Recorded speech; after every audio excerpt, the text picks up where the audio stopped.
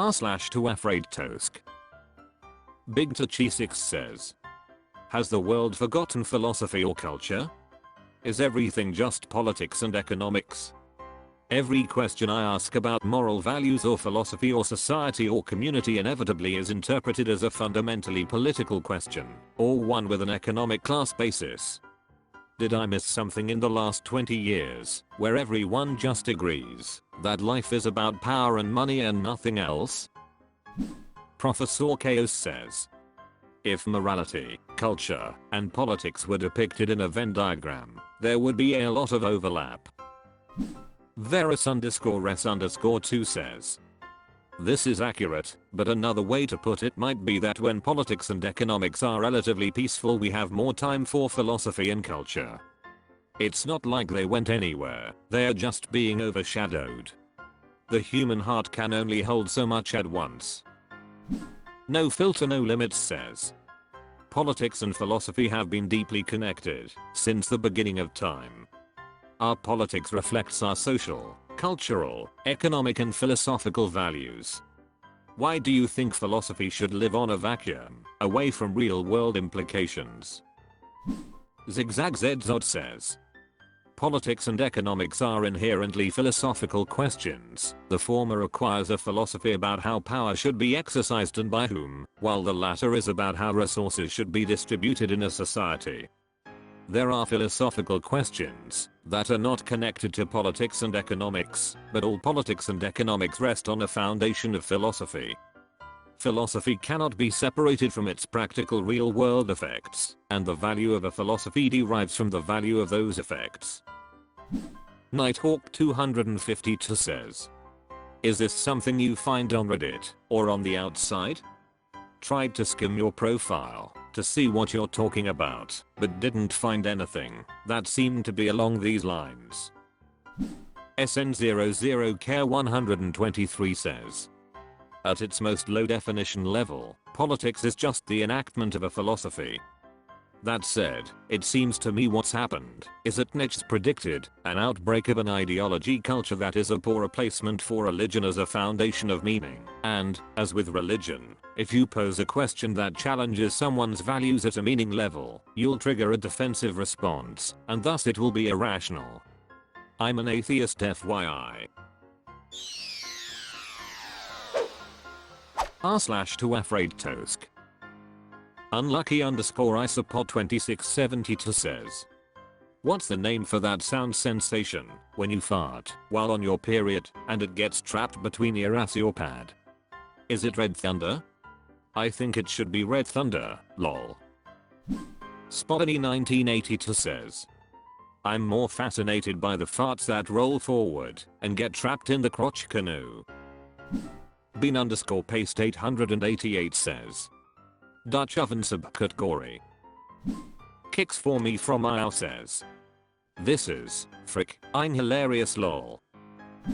Embrace Sading says, Grundle gasp. Throwaway 3,567,893 says, pro tip, avoid this problem by using menstrual cups. Apledude1972 says, couch fart. Departure Academic 807 says, vaginal farts. r/TooAfraidToAsk. Anon says, why do I no longer feel sad when a death occurs? For context, someone in my family died this morning. I expected them to die for some time now, but so did everyone else. However, everyone else seems to be highly and understandably upset over the loss, but I don't feel saddened by the passing. Everyone in the family knows that we don't live long, and because of that we have lost a lot of members, especially as of late. I have also lost a lot of animals recently, dogs and birds and whatnot, and with each passing I feel less sad. Am I getting used to death? Why do I feel awful about this? Should I?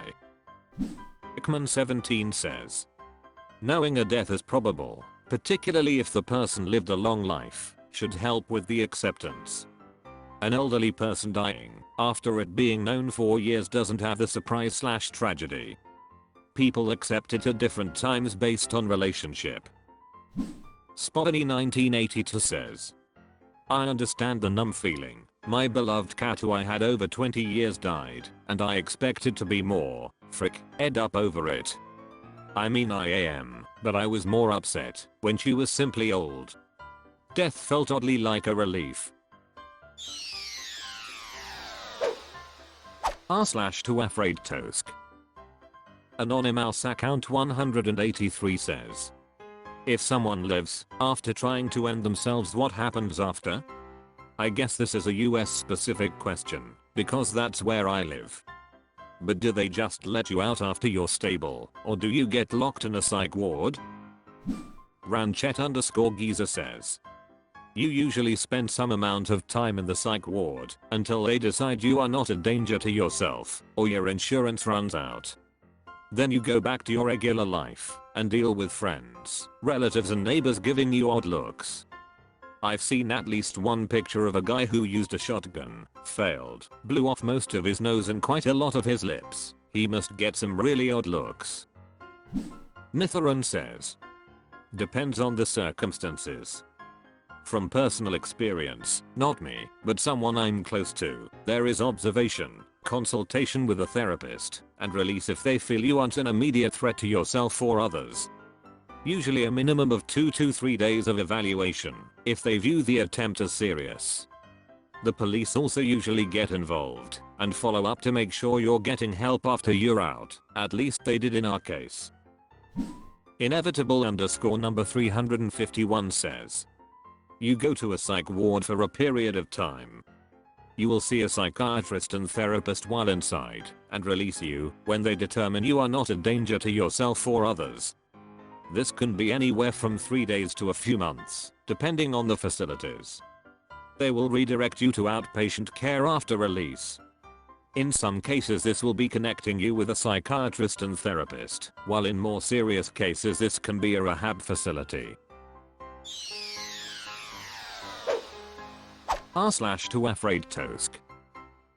Brightboy 2000 says, full-time sex worker / OnlyFans creators, what do you guys plan for the future career-wise?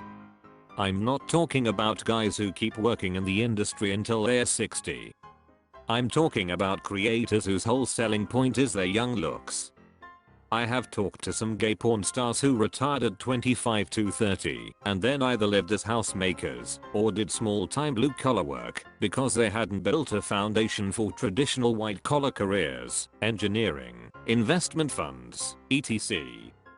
I know a lot of 21 to 25-year-olds who make a lot of money but they are aware that they will lose their audience around 30 or so. They don't have a career plan. How do you guys plan on keeping up the financial returns indefinitely? Or do sex workers just want to make enough to retire early? Some guy with 5 phones says, I'm not in the scene, but I think it would be smart to make a bunch of content and release it slowly over the course of many years. Story says, I mean, like a bunch of people now do it as more of a side hustle kind of thing. A lot of them advertise themselves as creators going through upper education, nursing school, PhD programs, hell I've even seen one where they were going into welding. It seems like a lot of younger folks are doing it to offset current costs that they had during the pandemic when everything closed. And given the amount of money you can make there, why go back to working in the service industry and retail if you can make more that way? VIP_of_VIP99 says, AI generated content will replace the entire industry within 3 years anyway. Maybe less. Content consumers will just be able to narrate into existence video of what they want to see. r/TooAfraidToAsk. Rye_domain says, is it possible I was molested as a child and simply don't remember it? I'm like, kinda, ed up. I was very sexual from a young age, from like 4 or 5, and I used to have habits and stuff that are often associated with sexual trauma. I never gave this stuff much thought until recently, when I realized a hell of a lot of my habits and stuff as a child and early teen are indicators of sexual abuse. but I don't remember anything. I can't think of anyone I would even suspect to have done that sort of thing to me. Am I just ed up, or is there a chance I was molested? Badatist 888 says, I just read the book The Body Keeps the Score about trauma. I'd advise you read it. There is some stuff in there about some people blocking traumatic memories and ways, with therapist help, to uncover them. But from your short description it's possible what you say. I'd probably take note of anything that randomly gives you anxiety, especially sensory input that shouldn't. It will be a place for your therapist to start. Cleat says, it seems unproductive to dwell on it. If you've repressed it deep, or just totally forgotten about it. Indicators are not evidence. You could try to find a sex-positive therapist to discuss this with. I doubt random people online will be much more help. Scarlet Maroon says, I would say, if you can't think of any incidents or people, then most likely nothing happened. But if you feel unsure, you should work with a therapist. Shill for the Ages says, I have the same question. Chris Neffely says, I didn't recover my rape memory until I got into therapy. Bo Violet Axe says, yes. A lot of repressed memories from my very young years surfaced in my 30s. Same situation as me, then I remembered it.